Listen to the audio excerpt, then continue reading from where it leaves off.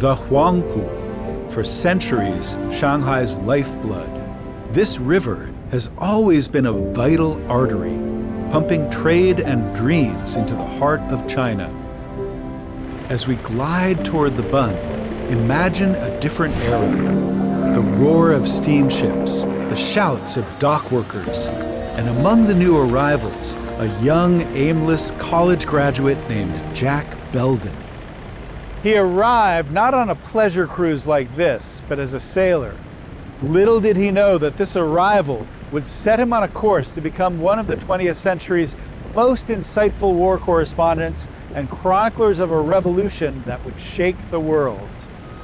Jack Belden arrived in Shanghai at 23, a former merchant seaman seeking adventure.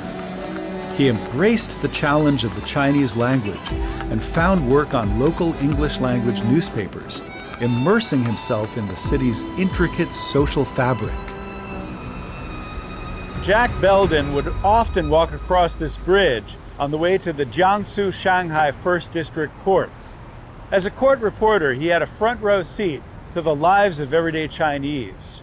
It would help him sharpen his Chinese and give him a deeper understanding of the struggles people faced here. When war came in 1937, Belden was already living China's story. Hired by United Press, his Chinese fluency gave him direct access to the front lines, witnessing the brutal invasion firsthand. His raw, unfiltered reporting came at great personal risk. This dispatch in May 1938 characterized his style of reporting. I boarded an artillery train yesterday in an attempt to reach Tancheng. This was a mistake, as Tancheng is still in Japanese hands, and the train was attacked 10 times by airplanes and forced to return yesterday. Once the train slowed down, 6 planes sideslipped and dived towards the railway. I jumped from a freight car and threw myself on the ground. There were terrific explosions and the air was filled with shrapnel and debris. The train stopped, but the aviators failed to hit a car carrying ammunitions. Along with the soldiers armed with German 1892 rifles, I took refuge in a wheat field which the planes strafed with machine guns and then flew off. Food supplies are dwindling rapidly. Yesterday I had only 2 radishes which I pulled in a field. Belden witnessed China's desperate early resistance as ill-equipped forces suffered defeat after defeat.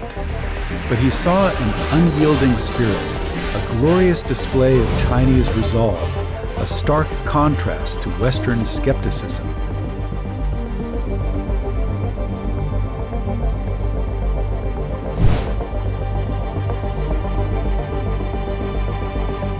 By 1938, Jack Belden had traveled 10,000 miles through 9 provinces, earning him a reputation as China's most intrepid war correspondent.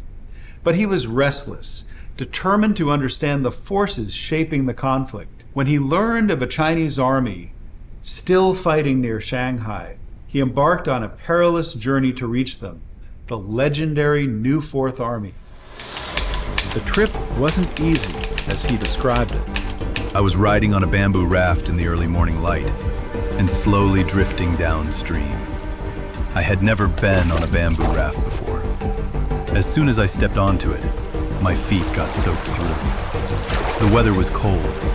A thick mist hung over the water, and in the chilly and damp air, I couldn't help but groan, longing for a bit of sunshine. The bamboo rafts traveled for 8 hours. Finally, following a path around the mountain, I reached the base area of the new Fourth Army. Belden uncovered an army outgunned, yet with an iron will and ingenious guerrilla tactics. He diligently documented their fight, their challenges, and their striking effectiveness. Crucially, he found the unquestioning support of the local populace. The new Fourth Army wasn't just battling Japan, they were winning the hearts of China. Belden's report was not only a journalistic scoop, but also an important morale boost. His dispatches were translated into Chinese and widely publicized, adding to the belief that China would prevail eventually. Belden continued to expose the horrors of war, including the Japanese use of chemical weapons in China. He then moved on to the European theater during World War II, solidifying his reputation.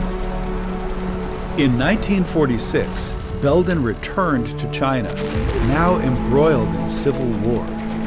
His fearless reporting culminated in his seminal work, China Shakes the World, capturing the truthful and powerful story of a revolution that altered China's fate. Jack Belden's work was the product of his unparalleled immersion in Chinese society, his mastery of the language, and his deep empathy for its people. A potent blueprint, perhaps, for anyone who truly seeks to understand the nation's ongoing story.